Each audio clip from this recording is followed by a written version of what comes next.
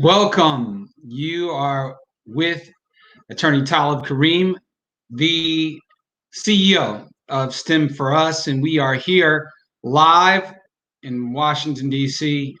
For another exciting podcast with an amazing guest, and a guest who I've known, a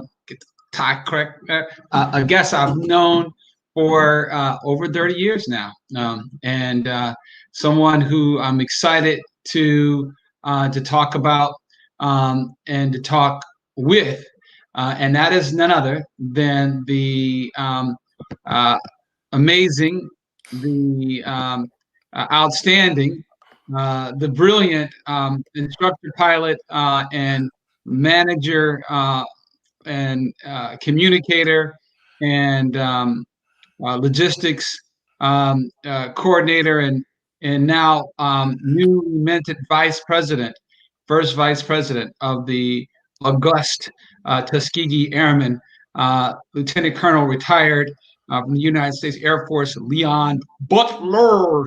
Yeah. Well, thank you. I'm doing great. Thank you for that over-the-top introduction. I appreciate it, and I'm happy to be here. Thank you. And honestly, people don't realize that, again, while Leon and I met while we were cadets at the Air Force Academy 30 years ago, actually. Wow, it's been a little bit of time there, Leon. You're getting old, brother. Got the gray going. We both do. While we met each other so many years ago, this is actually the first extended conversation that we've had since we were cadets. Since I left the academy my junior year, he and I have not actually had a one-on-one conversation since that time. So we're talking about since around this time, around January of 1990. So this is a amazing opportunity to have this long overdue reunion between him and I, and I'm really excited about diving into who Leon Butler is, and why don't we just kick it off from there first. Before I do that, this is a pandemic that we're experiencing around the globe, and so I must first just say how grateful I am to the Almighty to first of all allow us to have this space and time together, and then second of all, I must ask you, how are you and your family, and where are you beaming into us live from? Well, thank you again. We are grateful for the opportunity as well.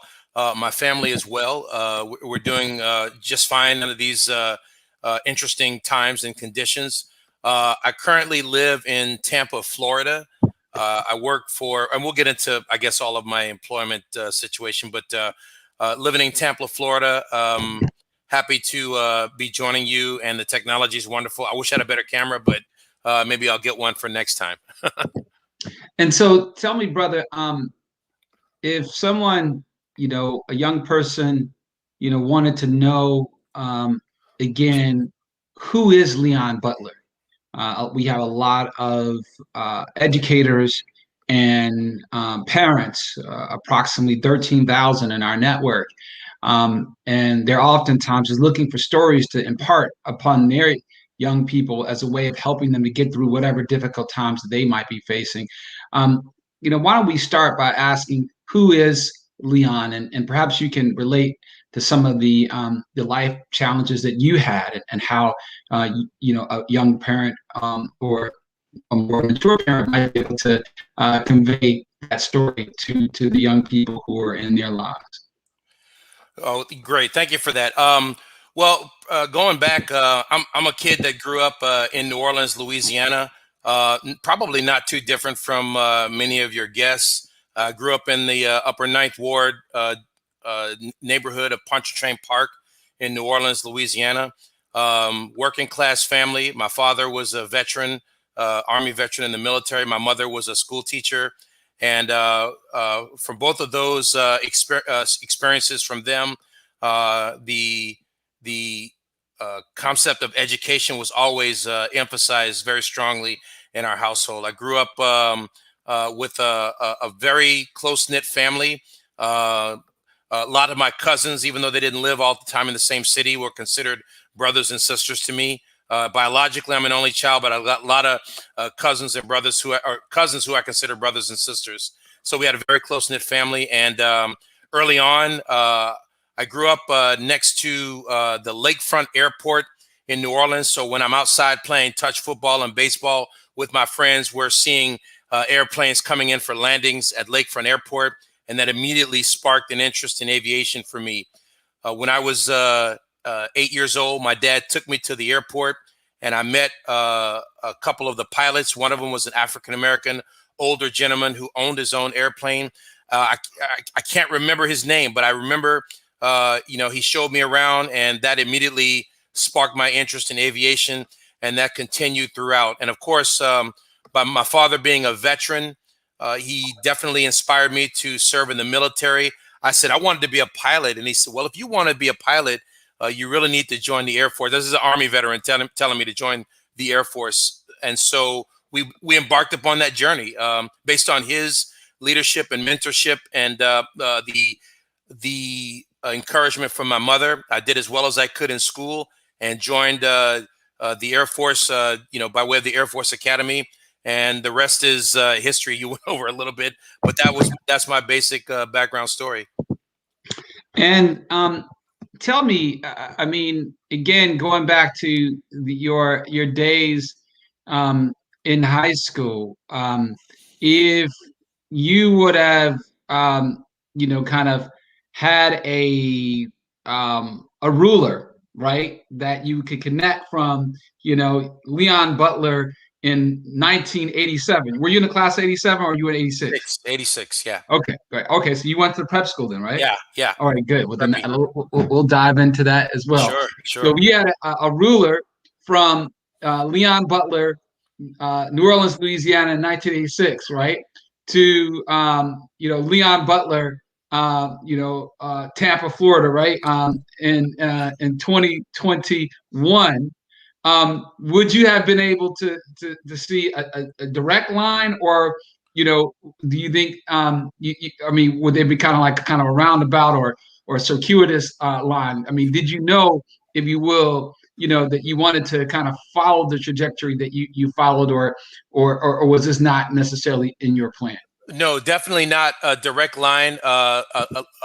Very much a wavy journey, lots of ups and downs, bumps and bruises, but a blessings nonetheless. No, I didn't see myself as where I am today, but I'm very much thankful that I made it to this point and looking for even bigger and better things in the future. I actually saw myself first with a military career. And then at some point, I actually saw myself going into the ministry at one point. But, God showed me a different way. And I wound up retiring from the military, having a brief career in civil service, and then moving on to the industry, the aerospace industry, where I continued to do a lot of ministry type work with community service, particularly with the Tuskegee Airmen. You notice I'm wearing my red shirt today, my Tuskegee Airmen shirt, and we can talk about that later. But that's kind of what I consider my ministry, is to become a mentor to young people, show them entry points to the aviation industry, entry points to military service, entry points to becoming a pilot, whatever context that makes sense for them. So that would be my ruler, my point from being high school to where I am now. I did not expect to be here, but I'm certainly glad that I am here. And, again, for any of the parents who are watching this show, if you have any questions, go ahead and throw it in the chat that we're, watching. And also, if you have any comments that you want to share. And of course, don't forget to like this program and subscribe to the channel so you can always get updates on if you made any comments, getting any of those comments responded to, and when we have our next show. So again, Leon, I am interested in your particularly your application to the academy and how you went from applying to the academy, what inspired you to do just that, and then go to the prep school and what that was all about. Sure. Well, what inspired me, again, going back to the mentorship from my father, he was not an officer, but understood at the time, based off of his military experience, that if you wanted to be a pilot, you had to be an officer. And of course, throughout the commissioning, the process of researching all of the commissioning sources, we came to understand that the best chance for me to become a pilot was to attend the Air Force Academy, because at the time, I've been wearing these glasses for a long time, and at that time, pilots, had to have 20/20 vision, with one exception. If you did become an academy graduate and did well enough academically, you could apply for a waiver to the 20/20 rule. So that was it for me. It was time to go to the academy. My dad had a business, a catering business that he ran as a side hustle, but was very entrepreneurial and had some contacts, and was able to make some inquiries about me getting a nomination to the academy. I only applied to one academy. I wanted to go to the Air Force Academy, and that was it. And so I went through the process. One of the pieces of advice I will tell young people, whether you're applying to the academy or any institution of higher learning, start early. I really believe it's really never too early to start, but I think most counselors would tell you around your junior year, you need to start applying. And I would say the fall semesters, it's probably not too early to start learning about the different institutions and start applying, because you don't want to miss any deadlines, and you don't want to miss any opportunities to make your application look the best it can to any admission boards. Now, tell me, do you remember who you actually got your nomination from, and, Yes. and what that process was like? Yes, Representative Lindy Boggs. She was the wife of the former. She represented the 2nd Congressional District of Louisiana.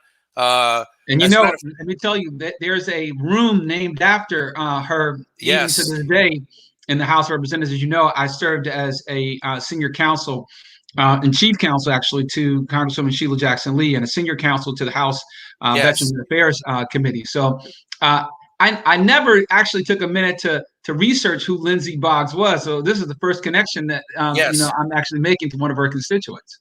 Yeah, Lindy Boggs ascended to her seat in the House of Representatives after the tragic death of her husband, Hale Boggs. And if you remember the story, Hale Boggs was in line to become Speaker of the House when he died in a tragic plane accident over Alaska. His wife, that was a tradition at the time. Sometimes the spouses would be appointed or then run for their deceased spouse's seats, and that's what happened with Lindy Boggs. Just so happens, because of the circles that my father traveled in during the voting rights era, Lindy Boggs and Hale Boggs were supporters of African Americans getting the right to vote. So as a result, my father became one of her precinct captains in the 9th Ward in New Orleans, and was very active in many of her campaigns. But nonetheless, I still had to compete for the nomination. Ms. Boggs required all of us to take standardized tests, and I scored high enough to get a nomination from Lindy Boggs, and then, of course, went through the rest of the process with my transcripts from high school and extracurricular activities and things of that nature. And that's how I obtained my nomination. Well, my nomination. The process, there is a cutoff. And of course, that first year I did not get selected, but I was high enough to be selected for the prep school. And that was a very wonderful opportunity that at the time I didn't even know existed, but it turned out to be a good. I want to ask you about that prep school, because a lot of people don't know about the prep school. But before you go to prep school, can you explain what are some of the extracurriculars that you were involved in high school? And the reason I bring it out, I want to highlight this, is because a lot of young people who are parents and who are teachers are now mentoring and trying to steer are kind of all over the place, especially during this kind of virtual reality that we find ourselves. What are some of the extracurriculars that you thought were important to the people who were reviewing your application? And if you had a son or daughter and they were looking to make themselves competitors for either the academies or in any other school, what are some of the recommendations that you might have in terms of extracurriculars? Well, I had several. First of all, I was a member of the Engineers Club, LEAP, Louisiana Engineering Advancement Program. I was also a member of the Future Business Leaders of America, also the Key Club, which was the youth organization for Kiwanis Club, and also did lettered in two sports, football as well as boxing. We had competitive boxing in Louisiana high school back when I went. So those were my major extracurricular activities. I had a few other participation medals, one for a TV production class, which was kind of interesting. But those were my basic extracurricular activities. Hold on, you tell me you boxed in high school, man. You did. boxed in high school, and you never got in the ring with me, man. I know. What was up? Brother, I think we were a different weight class. But yeah, I didn't compete for the wing, but with intramural boxing, I really enjoyed that because it brought back a lot of memories from high school. But at the time, as you know, we had to concentrate on academics, and at times those academics makes the sports, the intramural and intercollegiate sports have to take a back seat at the academy so that you can make sure you do well in your academics.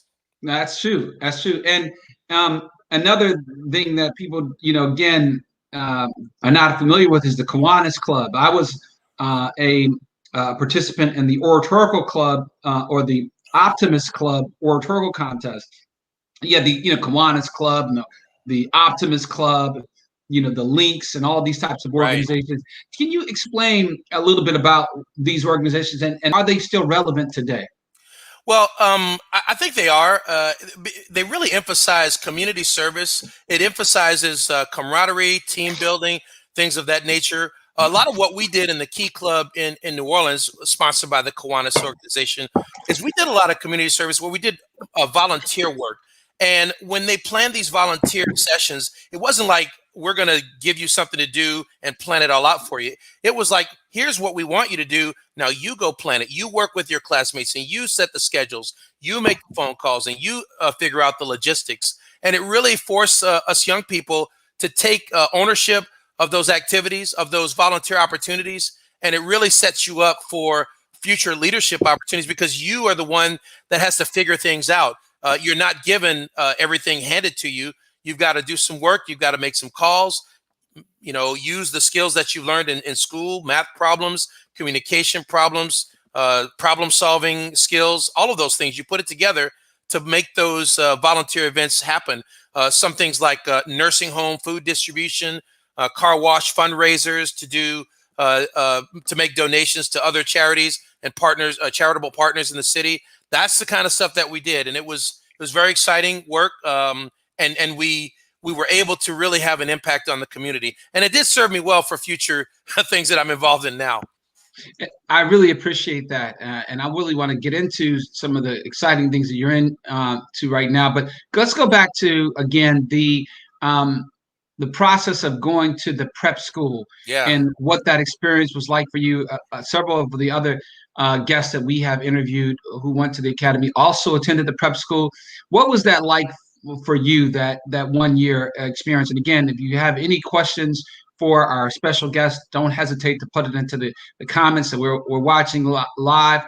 And don't forget to subscribe to the channel and like. Leon, tell us about the prep school experience for you. It was an amazing experience where you basically have a chance to practice your freshman year at the academy before you have to go through your freshman year at the academy. It starts out with basic military training. At the time, we did a very brief 3-week program where you are introduced to all the military customs and courtesies, learning how to march, learning how to salute, learning how to wear your uniform properly, learning all of the customs and traditions of the military. Our trainers were what we call blue rope TIs, technical instructors. Many of them were alumni from the Air Force enlisted basic training program at Lackland Air Force Base on special duty assignment to train us at the academy. We're known as cadet candidates, CC was the abbreviation. And we went through that program and got really indoctrinated into the Air Force. And then from that point on, transitioned into academic periods. I think if I remember correctly, we had 3 academic periods per traditional semester, 3 in the fall and then 3 additional ones in the spring. And throughout that process, we were tested on, we went over a lot of classes, remedial classes, math, science, English, rhetoric, and humanities and history, all of those things to prepare us academically and prepare us militarily, and even a lot of leadership things to be ready for that academy experience. That was extremely valuable. By the time we made it to the Air Force Academy, we were considered the leaders in our freshman class. And that makes sense, because I remember, man, my first experience, I almost, like, in the back of my mind, like it was yesterday, coming off the airplane, landing in Denver's airport. I was telling a venture capitalist I was talking with recently, who's based in Denver, how when I first got off the plane, it was my first experience looking at mountains. Yeah. And coming from Detroit, Michigan, Right. and so literally I was so enamored by these mountains, and I had gotten there, like a couple hours early. I was like, man, let me just go start walking towards the towards the mountains, what I mean, see how far I can get there before it's before the bus leaves, you know what I mean? Right. I managed to make it back before all the buses were left, man, but I was totally clueless. Talk about somebody who had no clue at all about what he was getting himself into. I get what is the kind of like success rates of people who go to the prep school in terms of graduation through the academy versus those who don't. Do you know about that at all? You know what? I think the number kind of varies from year to year, but I do remember someone shared with me a statistic that out of all of the people who go to the prep school, and not everyone who finishes that 1 year they wind up deciding not going to the academy, but of all that, the ones who want to, I want to say there's about an 85 to 90% acceptance rate from the prep school to the academy. Now, once you get into the academy, I think the rate kind of evens out. The washout rate kind of evens out, because many of our, what we call our preppies, they go to the academy and realize, this Air Force thing is not for me, or is too much, especially the ones who have prior enlisted service prior to even going to the prep school. They just don't want to do it. But I want to say the rate of graduation is higher, but not significantly higher. But it does. But again, it does help with the improvement rate. But where it really shows is getting through that freshman year, particularly the first semester of freshman year, because all of the things that they teach you at the academy, you already know how to do.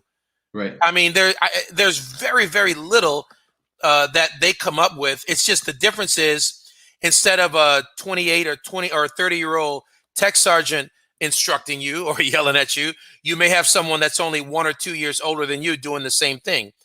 So it's really a wonderful opportunity to get a head start on your academy experience.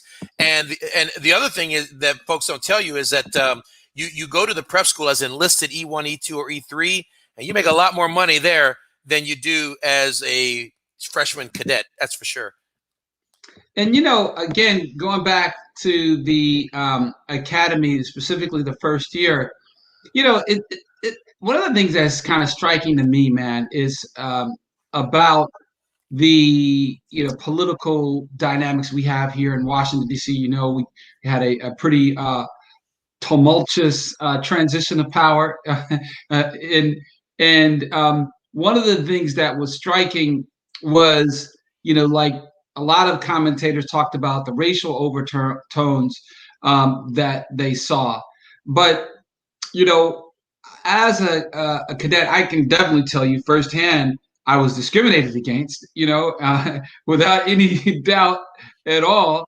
And perhaps you might want to, share with you share with the people, your experiences there. But one of the things that was clear was that there were, I would say, at least obviously, a representation of all of America there at the academy.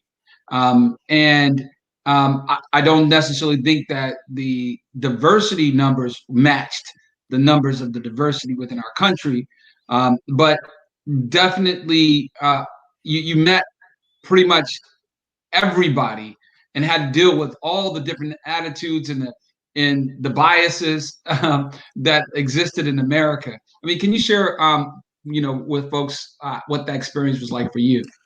Well, I think it's safe to say that every cadet who identifies as a person of color has their own story about how they may have felt discriminated against in whatever form that may have taken as they went through their academy. I think that's true everywhere you go. I mean, that's just part of living in America.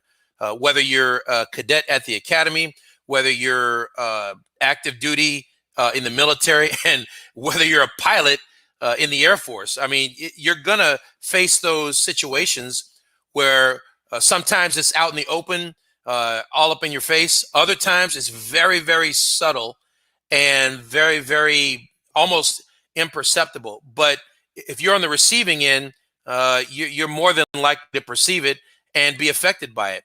And so I think everyone has their own story. As for me, I mean, there's a lot of stories that I could share, but one of the ones that kind of stands out was at one point we were at the training tables. You remember, Talib? You remember our experiences at the training tables where you're trying to eat and get yelled at the same time? Come on, man. That was the first. I'm talking about being a fish out of water, man. Yeah. Here I was, a young brother growing up in Detroit in a family of 8, right? And I emphasize that in Detroit during the middle of the Depression and the crack pandemic, it wasn't much food in our house. I can just say that, right? Right. And so when I came to the academy, one of the things that they told me about was that you get free food. You know what I mean? Yeah. And so, man, that was one of the things that actually attracted me to the academy. I'm like, I get to eat free. You know what I mean? As much food as I wanted. Yeah. So finally, you get to the tables, and then tell us what happens. Well, when you get to the tables, the first thing you realize is that you don't get to eat right away. There's all kinds of rituals and training events that happen at the table, and at least during basic training, there's 7 freshmen and 3 trainers. But when the academic year starts, those numbers flip-flop. There's 7 upperclassmen and only 3 freshmen at each table on average. And if they're talking to you, you got to stop eating and pay attention. And they're talking to you a lot during those training meals, so you don't really get a chance. And there's a certain way you have to eat, a certain way you have to place your glasses, certain way you have to place your silverware. I mean, it's the whole thing. And it takes all of that, what we call Mickey Mouse, takes up a lot of time, and it takes away from your ability to get, some calories in you that you're going to need to perform for the rest of that day. And at the end of that process, the idea is to bring a little levity to the situation. They want you to stand up and do what we call a post. And what that means is you're supposed to have a prearranged joke or funny saying or a little skit that you perform to provide some entertainment for the upper classes. And there's a couple of times where we were asked to do a post that I was told, hey, Butler, why don't you give us some of those ghetto jokes? Or why don't you give us some of those, can you do buckwheat? You know what I mean? That sort of thing. And I'm like, really? Is that where we're going with that? And, at first you kind of don't know how to deal with that. It's like, well, I can't believe this guy's asking me to do that. And then the second thing is your pride kicks in and says, no, I'm not going to do that. And I got in trouble because I said to the upperclassmen, sir, I'm not able to do that. And they said, what? Oh, and then what happens after that, you get what we call flamed on. And Talib, you can probably explain what getting flamed means, right? Oh, brother, talk about getting flamed, man. And again, you talk about this process, and everybody, again, is supposed to be in it with you. You're there as perhaps the one black cadet in a group of 4 or 5 other cadets who are not African American, and so you think that you are in this thing together, and that the rules that they tell you are applicable to everybody. But right. You soon find out that that's not the case. I remember was one experience. They told us that you would get high honors as a freshman student if you ran across the terrazzo and took the what was that like little square box that had like a little sprinklers around it right there in the middle, right before you got The to Mitchell Hall. You know what I'm talking air about? gardens? Was it the The air air gardens? guards, Yeah, the exactly. air gardens. They Yeah. were like, take the air guards, run across. You get, you know what I mean? They were setting you up, They brother. let They were you setting eat you up. and not bother you the entire time. So I was like, man, you know what? I've been getting flamed on so much. Let me do that. You know what Yeah. I mean? Yeah. Tell us about, and again, I want you to now pivot to the training as a pilot. And did any of this, the kind of the flaming, and the training tables type of experience as a freshman student at the Air Force Academy, did any of that actually benefit you or hurt you as a trainee after graduating the academy and going to pilot school? Let me say this. I believe the training we received at the academy uh, definitely gave you some advantages if you were able to carry those lessons into pilot training, because it gave you the ability to have attention to details. It gave you the ability to absorb lots of information in a short period of time. It gave you the ability to memorize lots of information and be able to regurgitate that, which is very helpful in pilot training. But at the same time, you're still a person of color in a predominantly white environment. And oftentimes, when you are singled out, for special treatment, you may or may not get the support of some of your classmates. That's just the fact of the matter. On top of that, pilot training in and of itself, there's the academic part where you can, have study sessions with your classmates. But at some point, you got to step into that airplane or into that simulator and perform as an individual. And it's just you and the instructor pilot. And the instructor pilot has pretty much carte blanche to determine your fate as to whether or not you're going to make it through that program. They can either teach you or properly or not teach you properly and let you fail on your own. Now, I will say the majority of the instructor pilots that I dealt with were fair. A lot of them were tough, but they were fair. But there comes a time where they have to make a judgment call as to your potential to progress in the program. And one of the things that I noticed is that when it came time to a borderline call, whether he's going to pass or not pass, more often than not, the minority students did not get the benefit of the doubt. And those who were not minority students, they did. And I noticed that was a trend. That was a trend. I saw it as a student, and I saw it in 3 tours when I was an instructor pilot. So, I took it upon myself to do what I could to change the game, to impact the odds, to make things more equitable for all students, not just for minority students, but for all students. And and again, if you have any questions for Lieutenant Colonel retired Leon Butler, plop them into the comments there, and we'll make sure do our best to make sure that those questions are asked and answered. And of course, don't forget to subscribe and like this.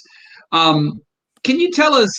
I mean, and perhaps you didn't think about it then, but that, would you say, is an incentive for you sticking it out, going through the persecution that you have to go through, maybe even swallowing your pride, perhaps, or at least, learning some type of wisdom, because you might have the opportunity, or in your mind, did you think that, hey, if I did this, then maybe I'll get a chance to be on the other side, and then I can try to, balance the scales. Was that your logic at all?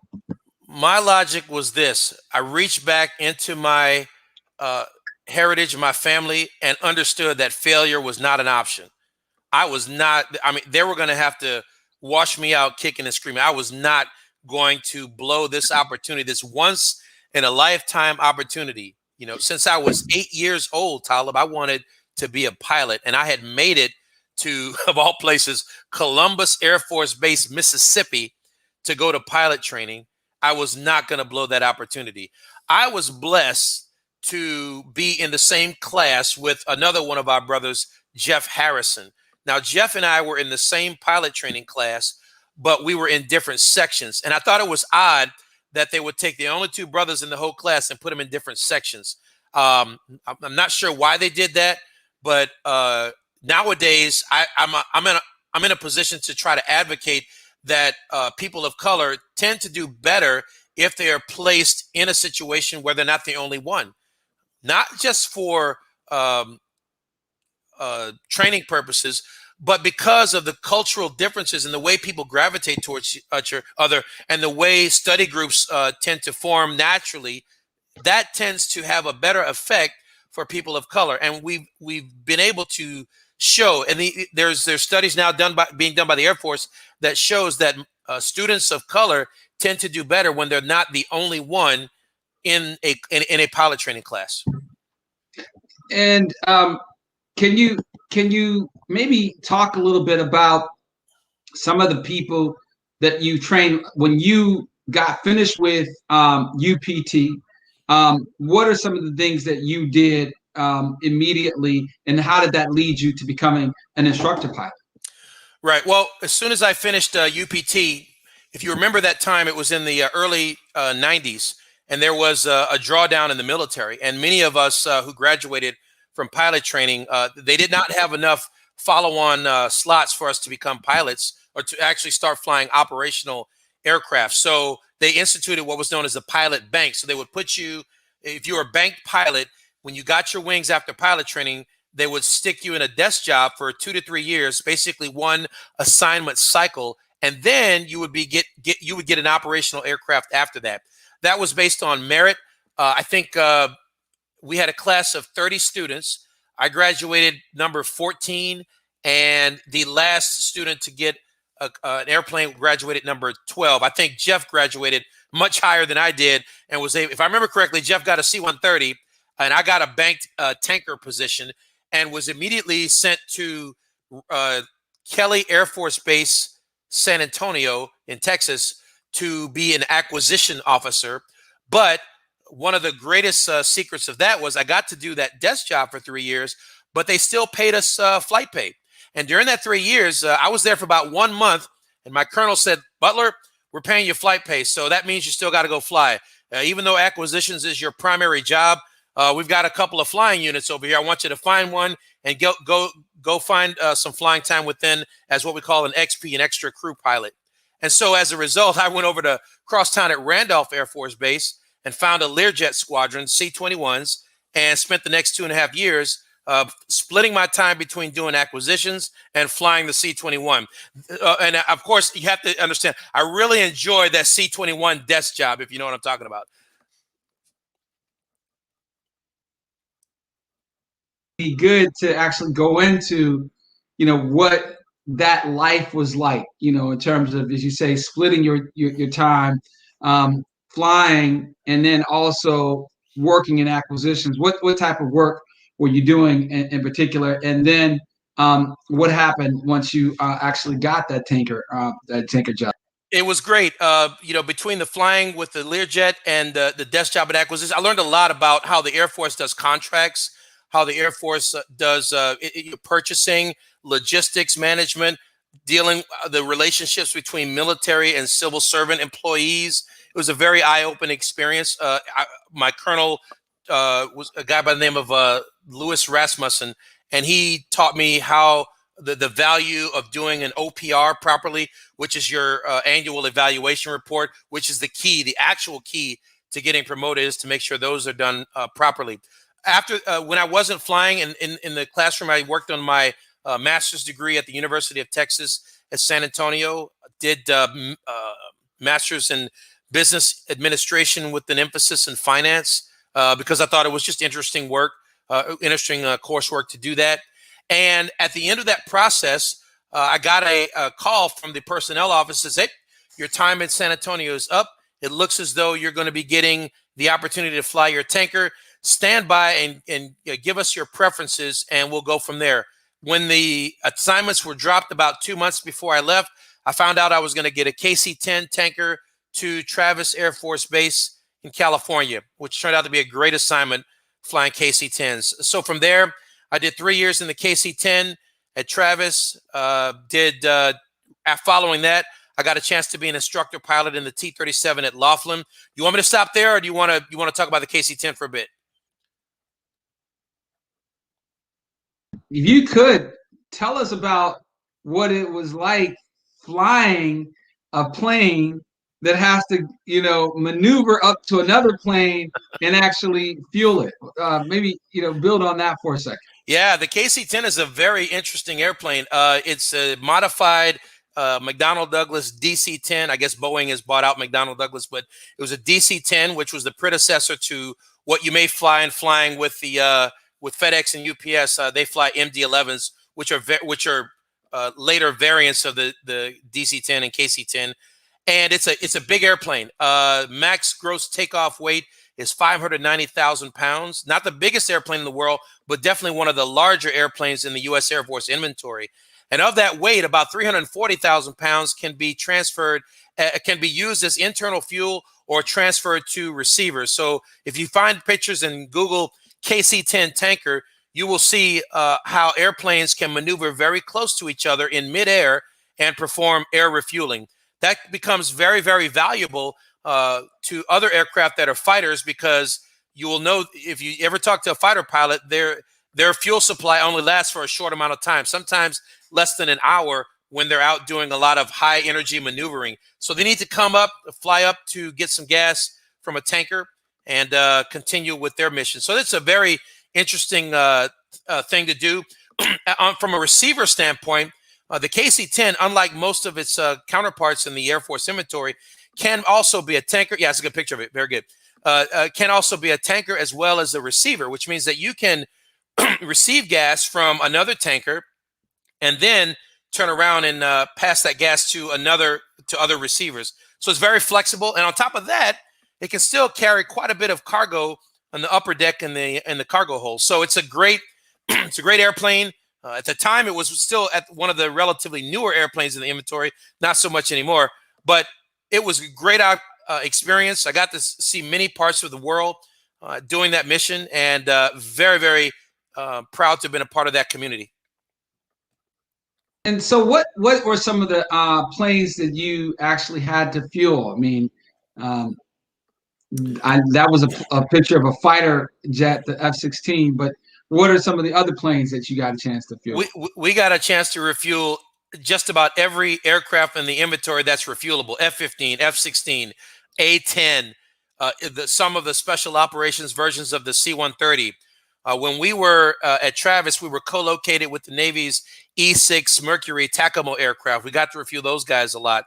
There were times where we would go overseas and refuel partner nation aircrafts, French Mirages, and also the British Tornadoes. So, and of course, many of the aircraft from our sister services, the Navy and Marine Corps as well. And of course, they use a different refueling system than the Air Force does. They use what's called the hose and drogue system with a little extendable basket. They have a probe that they use, whereas the Air Force uses what we call the boom, the air refueling boom, which extends, it refuels a lot faster than the Navy hose and drogue system. But just about every aircraft that's refuelable, I got a chance to refuel. It was very amazing. Now, of course, as a pilot, you're not actually doing the refueling. You're actually flying the aircraft. It's a crew aircraft. The crew is the basic crew on a KC-10 are two pilots, aircraft commander and co-pilot. You have a flight engineer, which is an enlisted aircrew member.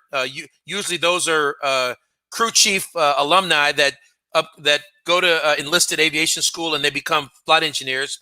And then you have the boom operators, and that's another enlisted member that travels to the back of the aircraft. They sit in a nice, comfortable chair. They open up the big glass door, and they are the ones that actually perform the connection with the receiver aircraft. And actually, that's where the mission, where the rubber meets the road, is right there at that boom operator station. And tell us again about once you left that mission as a commander of a KC-120 and went to flying, I guess, instructing other pilots on how to fly in different countries. What was that like? Well, after my KC-10 assignment at Travis, I went to fly T-37s at Laughlin Air Force Base. There was a shortage of instructor pilots, so some of us got selected to do that. And it was very interesting. So immediately, my experience as a student got flipped around. Now I'm the instructor in that same old aircraft, the T-37. and I got a chance to fly with a lot of different students. I got to tell you, it was a very rewarding experience being able to teach someone the basics of flying. When they enter that program, many of them just don't know they have any flying experience. Some of them have a little bit, but very little. And so you basically take them from zero to becoming a fully qualified, not a fully qualified pilot, but a pilot that is able to pass at least the FAA qualifications to get their license. What we call that a phase 2, primary flying. They pass the T-37 and they move on to the next phase, phase 3. At that point, the Air Force had decided to do different tracks. They would do a fighter track where the student would go on to fly T-38s in phase 3. And then they had a tanker transport bomber track where they would go on to fly the T-1, which is a modified beach aircraft business jet.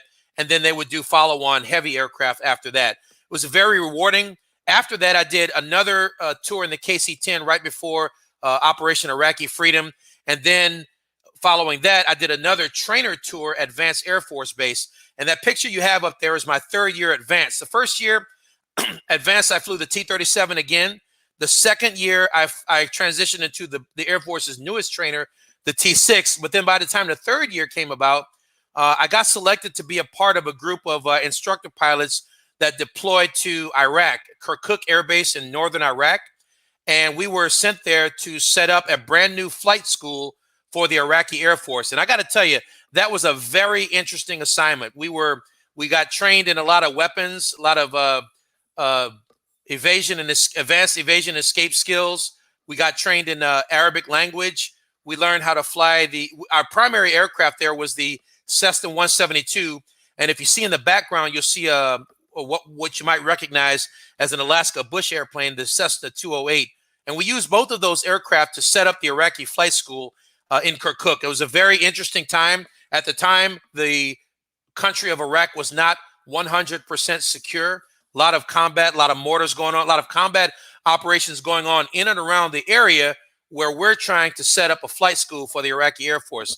So we were accompanied there by the Army's 10th Mountain Division, and they provided a lot of the ground security around the airbase so that we can conduct our mission to train Iraqi students right in the middle of a combat zone.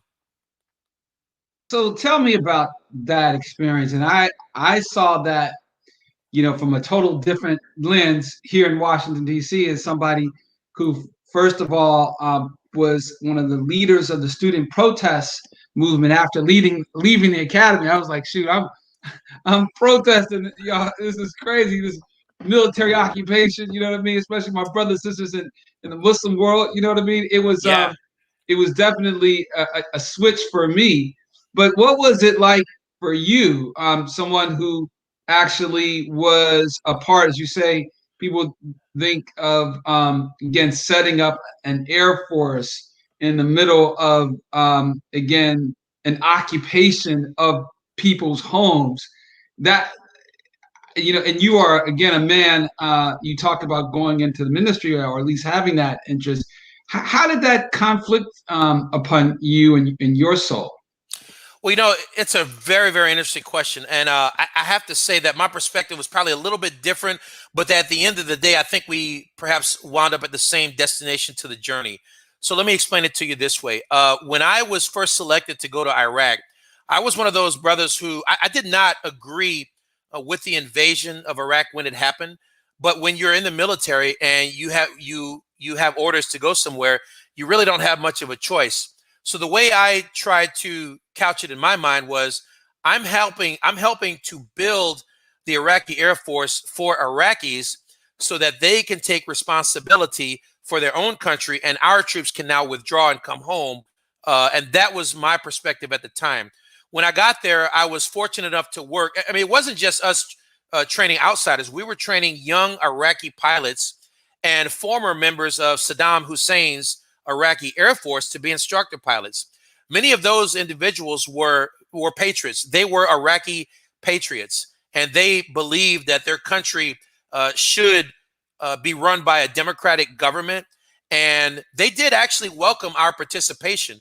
Not all of what you saw in Iraq on the protests there, they understood that we were there to help them rebuild their military to stop what they saw was an insurgency that wanted to install what we see in Iran as more of a theocracy government rather than a representative democratic government. Now, I don't want to really get into a lot of the politics because, I still have some feelings about things that were done right and things that were done wrong in that time frame. But my time there, I got to work some of my very good friends, I would say lifelong friends, who were officers and pilots in the Iraqi Air Force.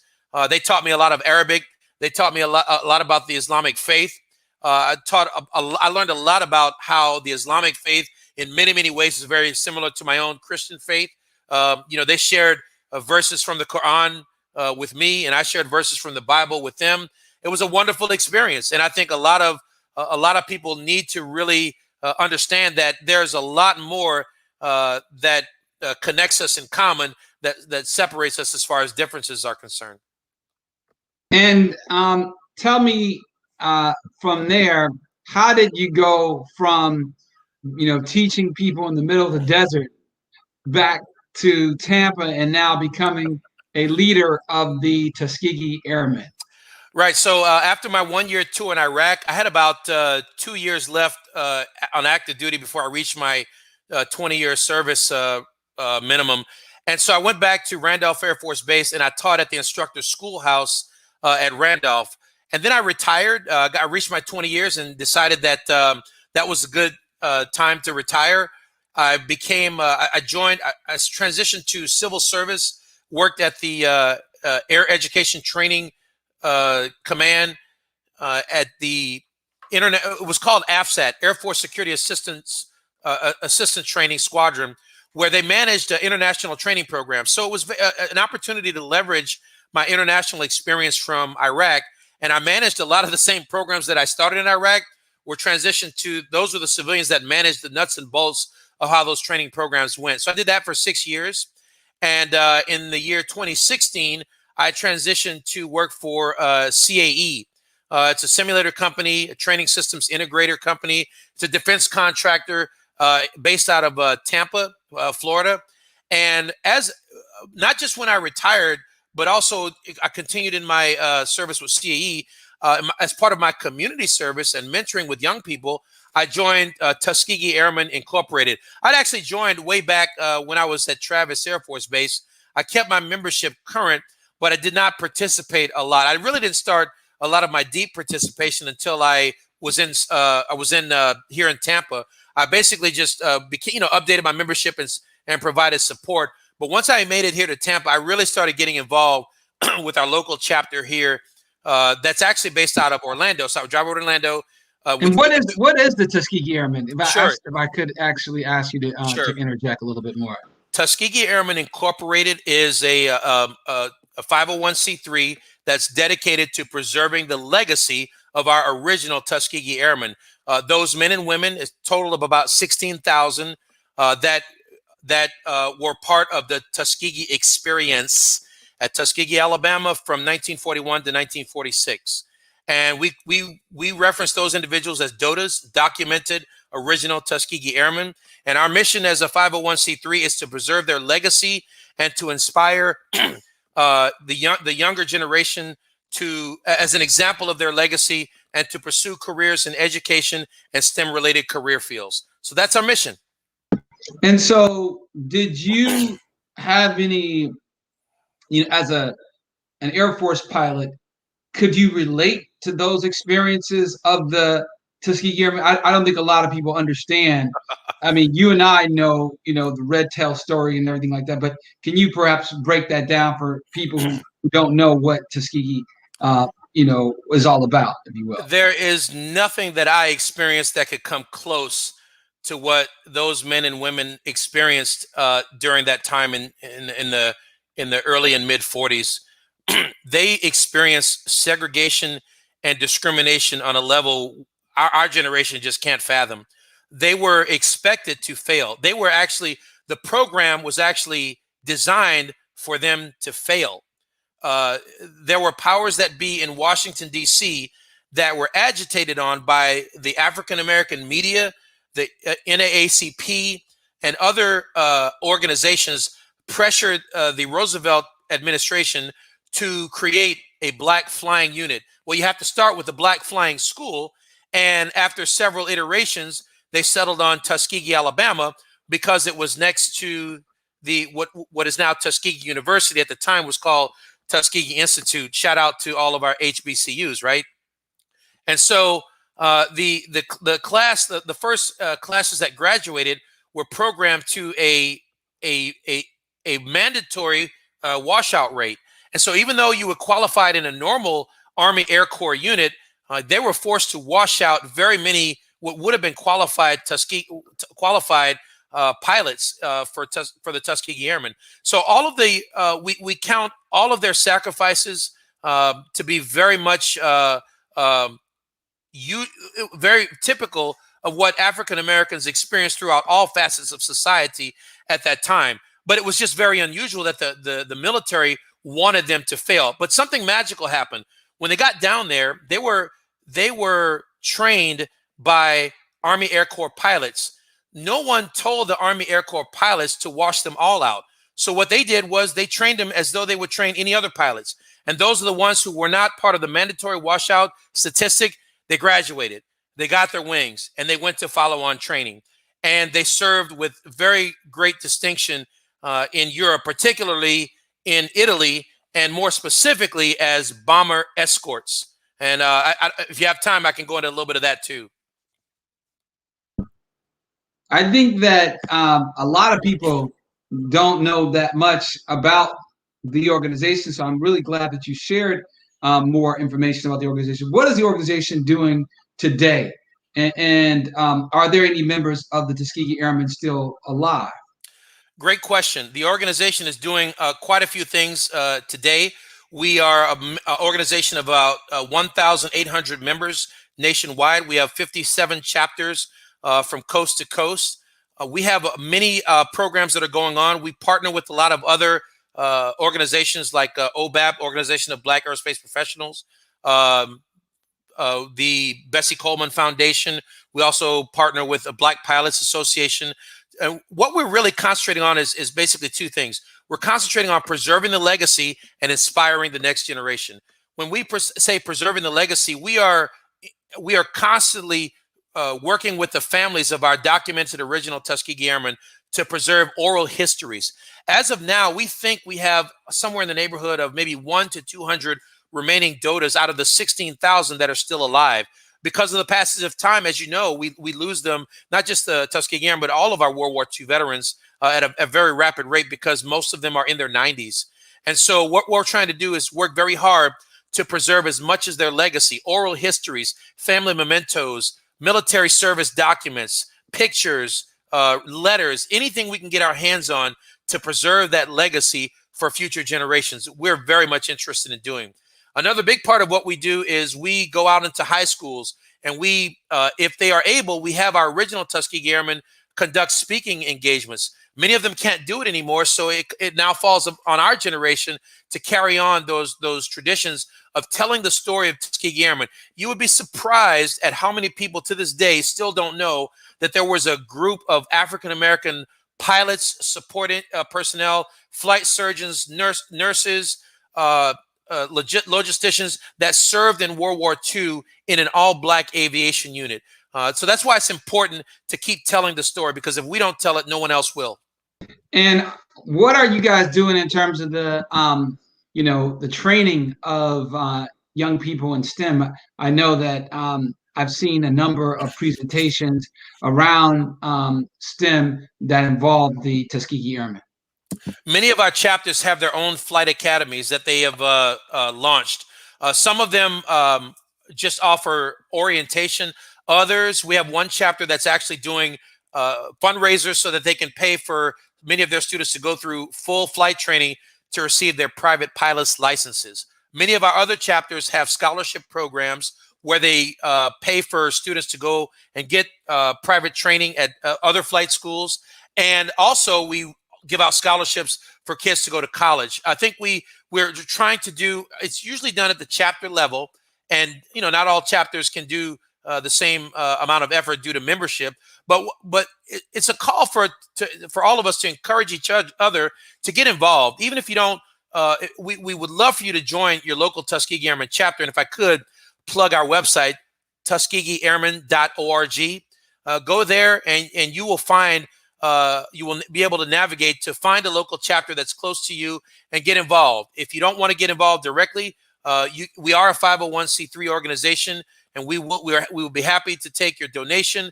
But we really would, even more so than a donation, we would love for you to get involved in helping us preserve the legacy of the Tuskegee Airmen. So I really appreciate you, taking the time, taking the time to be with us, first of all, in sharing this really amazing story of the Tuskegee Airmen, and your story, as an airman, on the legacy of the Tuskegee Airmen, if you will.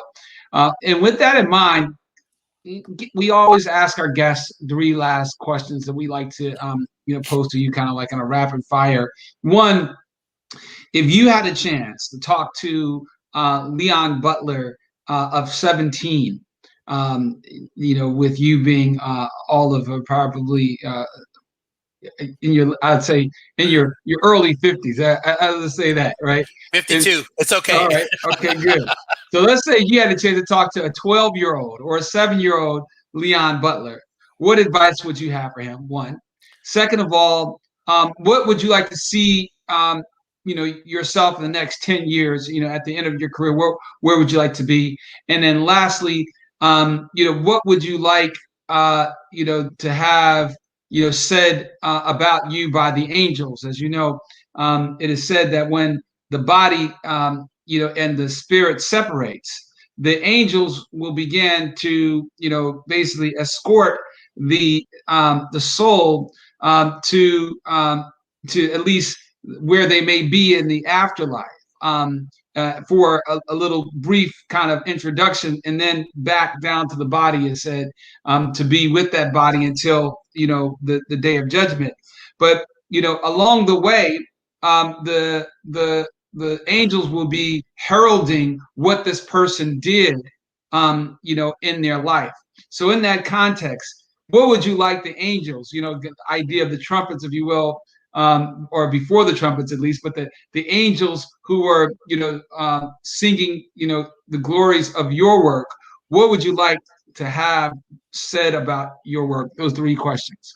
Well, I think if I could take them in reverse order, I would love for people to know that I was just a person who was interested in helping others. I have a passion for helping people, sometimes to a fault, and I really am interested in making sure others succeed, because I'm a very big believer in community. And I think when one young person succeeds, everybody has a chance to succeed. And I think that it's important for us to really invest in our young people. And we have to start as early as possible. I believe that kindergarten is not too early to start talking to young people about what do you want to do with your life. Dream, and when you dream, it's okay to dream big. How many people may have told me when I was 8 years old that you can't be a pilot, or there's not any black pilots, or you're not going to do that, or you're not smart enough to, if I were to listen to those people, I would not have been able to achieve what I was able to achieve so far. And I will tell you that it's very, very important to seek out mentors. We can't, no one gets to where they are by themselves. You need help. You need to be a part of that community, and you must seek out mentors. And on the flip side, those of us who have achieved a measure of success, I think we owe it to society to become mentors.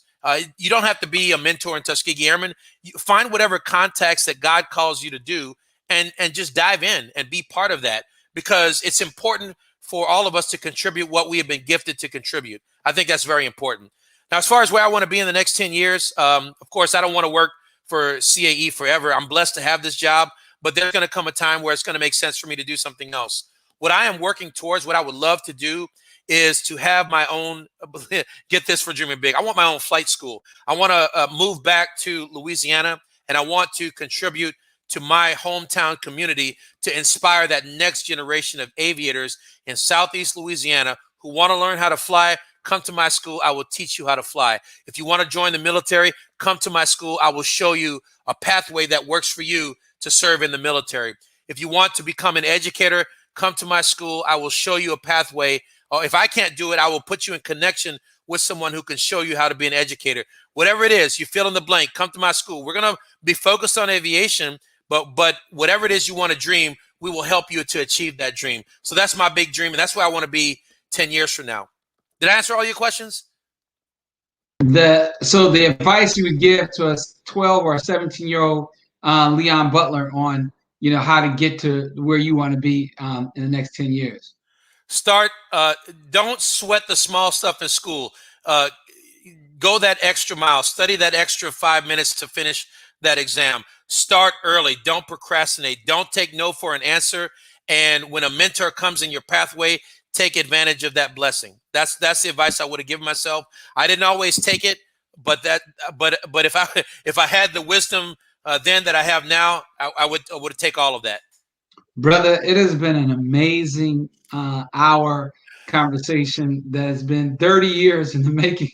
I would have never, been able to kind of put a ruler from 1990 January to 2021 January in the middle of a pandemic. That's for sure.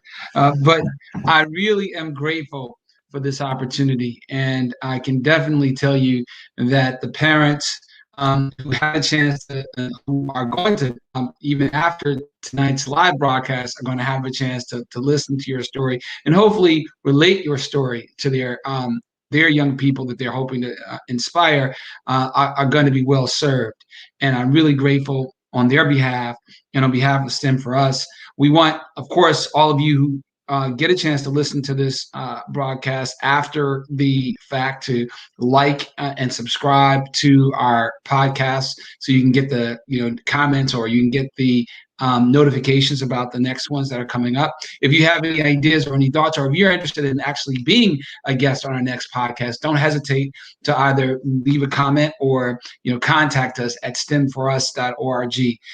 We look forward to partnering with you, Leon, and the Tuskegee Airmen to discuss, an opportunity of how we can, hope to, make that school in Southeast Louisiana that you were talking about a reality. We really very much would like to see us, again, having that type of partnership. But again, Leon, very, very grateful. Wishing you and your entire family peace and additional guidance and prosperity, especially during this trying time.